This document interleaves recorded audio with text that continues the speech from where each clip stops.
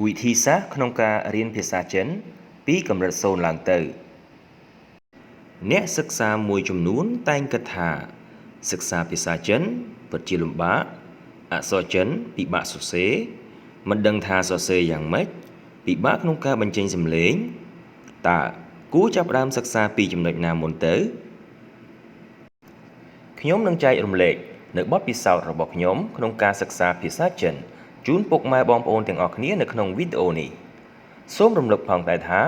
នេះជាបទពិសោធន៍របស់ខ្ញុំមិនប្រកាសថាអាចត្រូវនឹងបានផល 100% នោះទេវាត្រូវអាស្រ័យលើអ្នកសិក្សាខ្លួនឯងឬអាចមានវិធីសាស្ត្រផ្សេងពីនេះក៏ថាបានសម្រាប់ការសិក្សាភាសាចិនបញ្ជាក់ម្ដងទៀតជាបទពិសោធន៍របស់ខ្ញុំឥឡូវនេះយើងចាប់ផ្ដើមទាំងអស់គ្នាចំណុចដែលយើងត្រូវចាប់ផ្ដើមសិក្សាភាសាចិនគឺមានដូចតទៅទី1ពុកម៉ែបងប្អូនទាំងអស់គ្នាត្រូវស្គាល់នៅព្យញ្ជនៈទាំង21តួ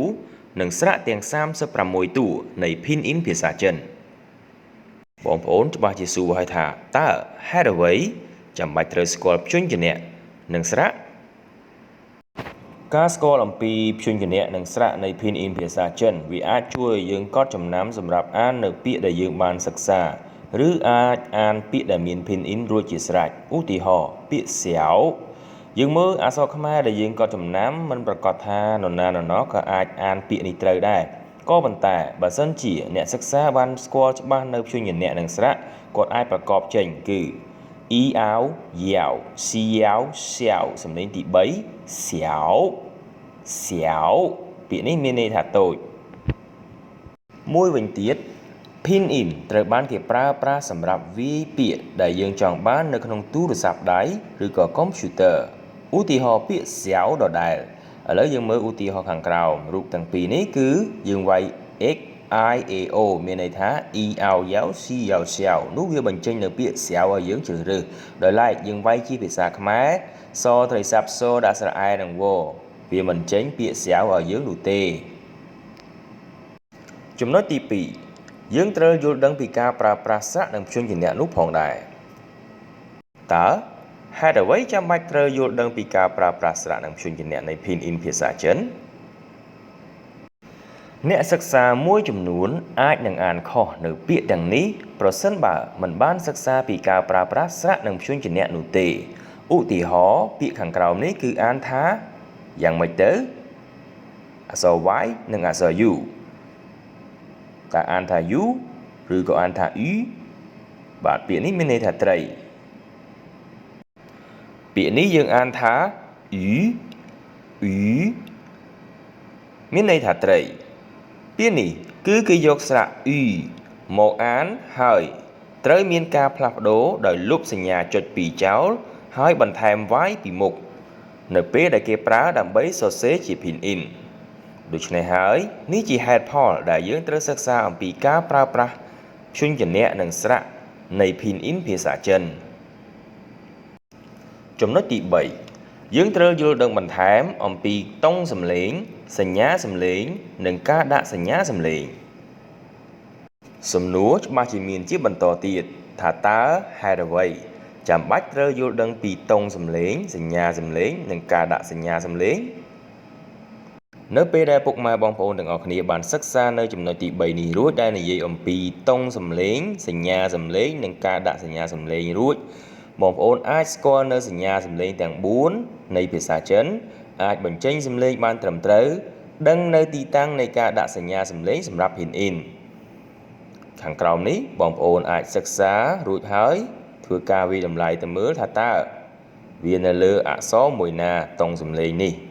ហើយវាជាតុងសំឡេងទីប៉ុន្មានចំពោះ3ចំណុចខាងលើដែលខ្ញុំបានពន្យល់អំបញ្ញមិញពុកម៉ែបងប្អូនទាំងអស់គ្នាអាចសិក្សាតាមរយៈវីដេអូនៃមេរៀនសង្ខេបមូលដ្ឋានគ្រឹះភាសាចិនដែលមាននៅក្នុង Channel របស់ខ្ញុំចំណុចទី4យើងត្រូវសិក្សានៅគំនូសទាំង36និងរបៀបសរសេររបស់វាព្រមទាំងគោលការណ៍នានាក្នុងការសរសេរអក្សរចិនផងដែរហេតុអ្វីចាំបាច់ត្រូវសិក្សានៅគំនូសទាំង